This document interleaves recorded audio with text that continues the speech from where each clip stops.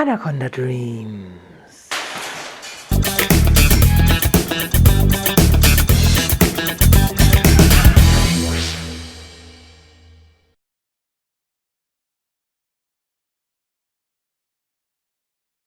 Hallo, ich bin SCM Sammes. Ihr schaut Anaconda Dreams, den Snake-Blog für Dummies. Willkommen zum zweiten Teil Terrarieneinrichtung und Zubehör. Seidenpflanzen, ganz einfacher Grund. Wenn ich so eine Seidenflasche hier schön mal besprühe. Aha, jetzt ist hier der Spot angegangen, weil diese Seite auskühlt, weil ich sie die ganze Zeit offen habe. Auch dieses Moos kann ja ruhig ein bisschen feucht werden. Stein, der dünstet schön aus, wenn ich ihn feucht mache. Das Substrat kann man wunderbar anfeuchten. Ne? Diese ganzen Seidenpflanzen, die saugen halt wie echte Pflanzen das Wasser auf. Das hier ist eine gekaufte Wetbox. Die war sogar teuer und wird erfahrungsgemäß von ihr nicht angenommen. Hier ist jetzt erstmal das Moos schön ausgetrocknet. Das machen wir mal ein bisschen nass. Das habe ich inzwischen umgestellt. Ich habe das etwas mehr unter den Spot getan, damit es wärmer ist. Trotzdem nimmt sie es nicht an. Sie hat tatsächlich ein einziges Mal da drin gelegen. Ich könnte mir vorstellen, die andere Wetbox, die ich selber gebaut habe, ist sowieso viel interessanter, weil die ist nämlich unterirdisch und das gefällt ihr viel besser als so ein komisches Ding, wo sie erst komisch drauf krabbeln will. Also das ist irgendwie nicht so ganz ihr Ding. Erfahrungsgemäß ist das Klima auf beiden Seiten sehr unterschiedlich. Das hier ist die trockene Seite, weil da fehlt die große Wasserschale. Auch hier habe ich hinter der Wurzel eine Tränke. Das ist eine, die nach und nach Wasser abgibt. Ne? Wenn der Druck aufhört, dann läuft da Wasser rein. Ist übrigens auch das Einzige, woraus sie trinkt. Sie trinkt gerne aus diesem kleinen Löchlein. Und das habe ich vor allen Dingen gekauft, dass immer frisches Wasser nachgereicht wird, wenn ich mal 2-3 Tage nicht da bin und es nicht wechseln kann, weil sonst muss man das Wasser ja sehr häufig wechseln. Hier habe ich in die Ecke ein bisschen Moos gelegt, weil diese Seite ist wirklich sehr trocken. Dafür habe ich hier eben in dieser Wetbox, die ich hier schön vergraben habe, wirklich wunderschön feucht. Also hier sind vielleicht wirklich nur so 40, bestenfalls mal 50%. In der Wetbox sind dann 70 bis sogar 80% Luftfeuchtigkeit und eine schöne Temperatur von kuscheligen 30 Grad. Sie liebt sie sehr. Ich weiß auch, dass sie gerade drin liegt. Hier sieht man Schlange. Und wenn sie gerade hungrig ist, dann lauert sie auch gerne da aus dem Löchlein raus. Das Schöne an dieser Tupperbox ist eben auch, dass es durchsichtig ist, dass ich die Schlange halt eben auch sehen kann immer, wo sie ist, ohne sie fürchterlich stören zu müssen. Sie versteckt sich wirklich wahnsinnig gerne hier in den Gräsern oder im Farn, um dann der Maus aufzulauern. Welches Zubehör könnt ihr noch gebrauchen? Natürlich Literatur, weil von Profis geschrieben. Im Internet weiß man ja oft nicht, wie seriös die Sachen sind. Dieses Buch war immer sehr empfohlen. Ich persönlich war erstmal etwas überrascht, als ich die Dicke gesehen habe. Ich dachte, das wäre etwas, dicker. Und ich muss sagen, ihr seht hier viele Bilder, wenig Text. Ich bereue es jetzt nicht direkt, mir das gekauft zu haben, aber da hatte ich mir mehr erwartet. Das ist doch relativ an der Oberfläche, hat mir jetzt nicht so viel Neues gesagt. Dieses Buch hier wiederum ist dermaßen technisch. Hier lernt man also wirklich, auf welchen Frequenzen hochwissenschaftlich hier irgendwie Licht funktioniert, dass man sein Terrarium richtig ausleuchtet. Da ist wirklich viel Technisches. Ich sag mal so, das ist wiederum so umfassend. Sehr teuer, das Buch. Das Buch war für mich eigentlich schon wieder zu viel, zu wissenschaftlich. Ich wollte jetzt weniger wissen, in welcher Frequenz Licht scheint. Mich hätte doch einfach mehr interessiert,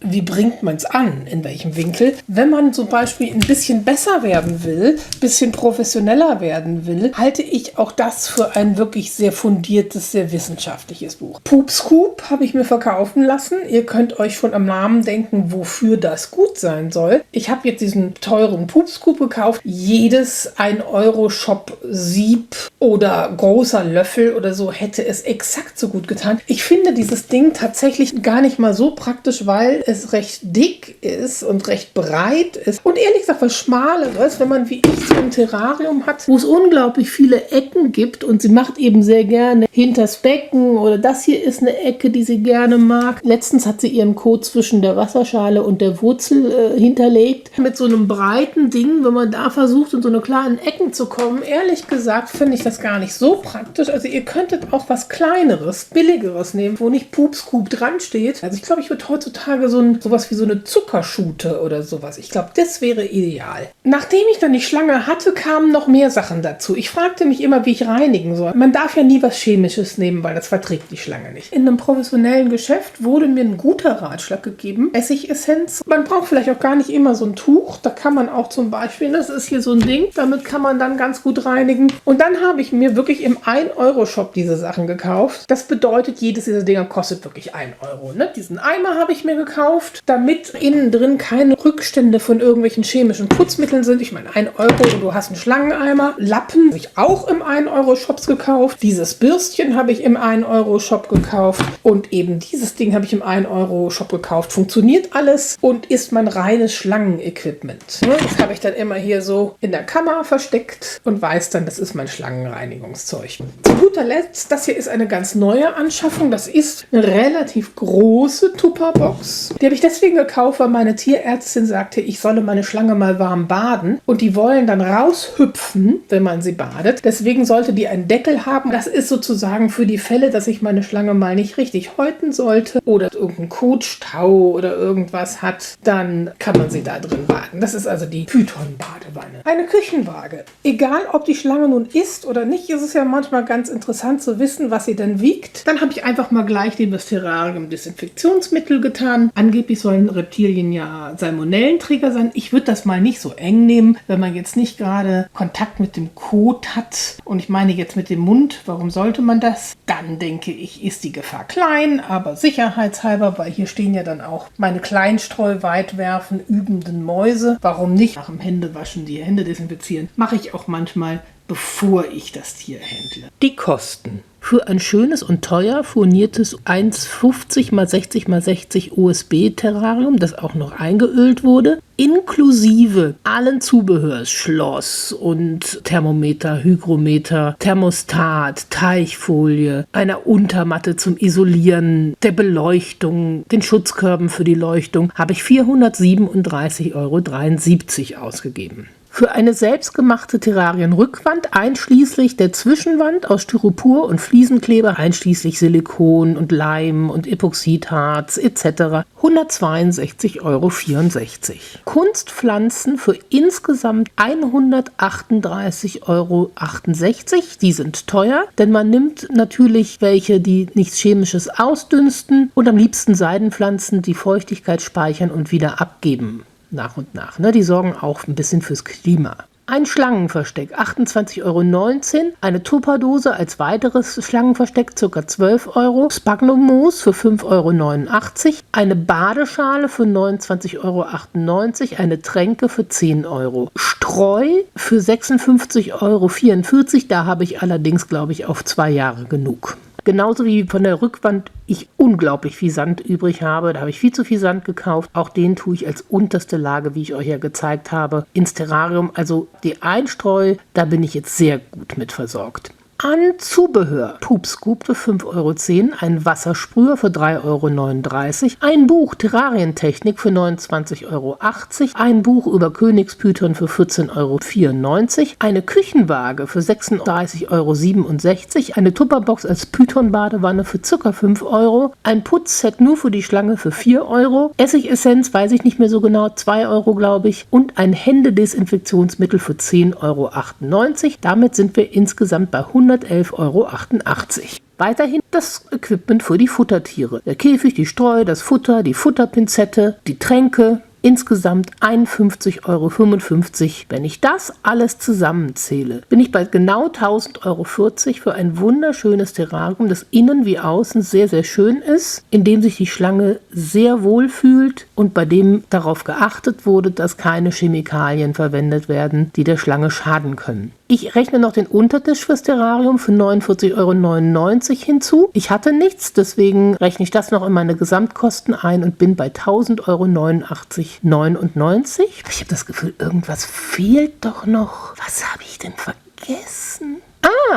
Ein Python-Farbmuff Citrus Pastave namens Kaya, 300 €. Damit wären wir insgesamt bei 1389,99 € für eine glückliche Schlange in einem artgerechten Terrarium. Wenn ihr euch jetzt wundert, warum hat die jetzt entsprechend solche Summen aufgezählt, weil ein einzelnes OSB-Terrarium kostet 89,90 €. Aber es gehört ja, wie gesagt, Elektrik rein. Vielleicht wollt ihr es euch schön machen und dann werden die Preise sich dementsprechend ändern. Und zwar ganz, ganz schnell.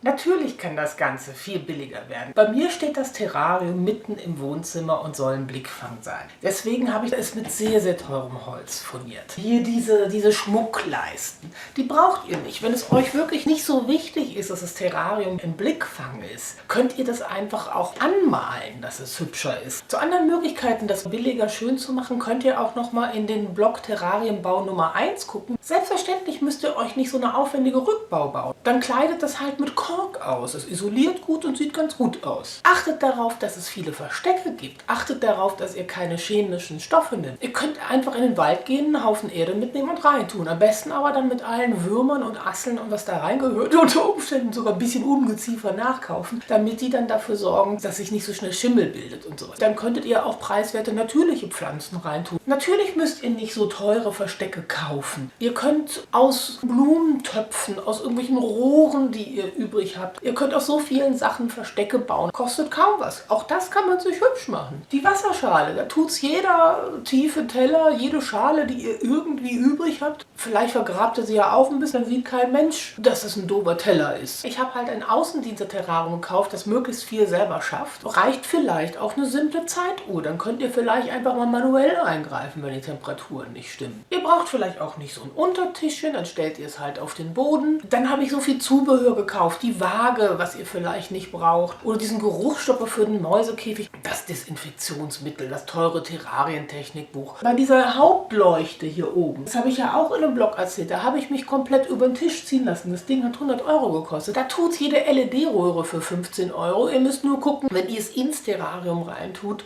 dass es natürlich mit der Feuchtigkeit klarkommt. Diese Körbe, es gibt, glaube ich, im Internet billige, die habe ich gekauft, weil ich gemerkt habe, huch, ich brauche die ja noch. Dann bin ich einfach ins nächste Geschäft gelaufen, habe die Dinger mitgenommen. Ich glaube, das waren besonders teure. Gut, sowas wie Lampenfassung und so habe ich selber gebaut. An sowas nicht sparen. Die sehen zwar nach Plastik aus, aber innen drin ist eine Keramikfassung. Also wegen der Temperaturen jetzt nicht irgendwie auf so eine Billigsachen zurückgreifen. Wenn es für die Sicherheit wichtig ist oder für die Gesundheit des Tieres, dann bitte keinen Blödsinn machen. Aber ihr könnt bei ganz viel sparen.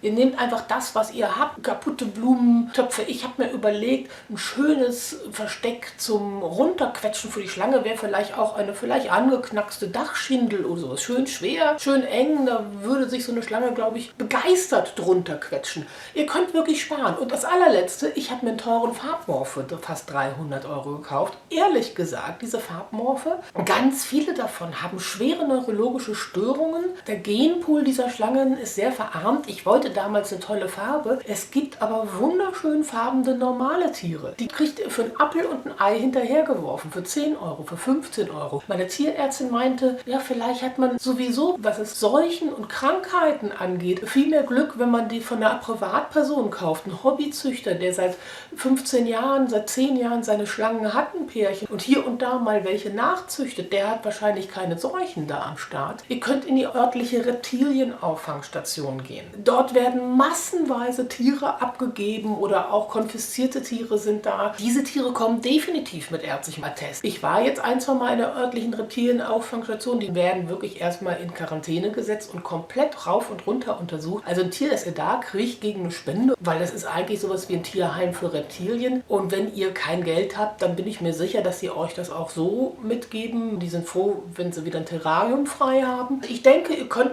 mit der Hälfte auch klarkommen und das kann auch immer noch hübsch sein. Nur wenn euch selbst das noch zu viel ist, dann denkt bitte drüber nach, ob ihr wirklich einer Schlange ein Heim geben könnt. Ihr müsst einfach ein richtiges Habitat schaffen, damit das Tier überhaupt überleben kann und vielleicht sollte es darüber hinaus sich auch noch wohlfühlen. denkt dran, nachher kostet das Ganze auch noch eine ganze Menge Strom. Dann überlegt euch, ob ihr wirklich die finanziellen Mittel da habt. Kauft euch sonst ein Tier, was preiswerter ist. Und wenn ihr jetzt schreit, ah, wie teuer, dann lasst euch eins von mir sagen. Das Leben ist kein Ponyhof.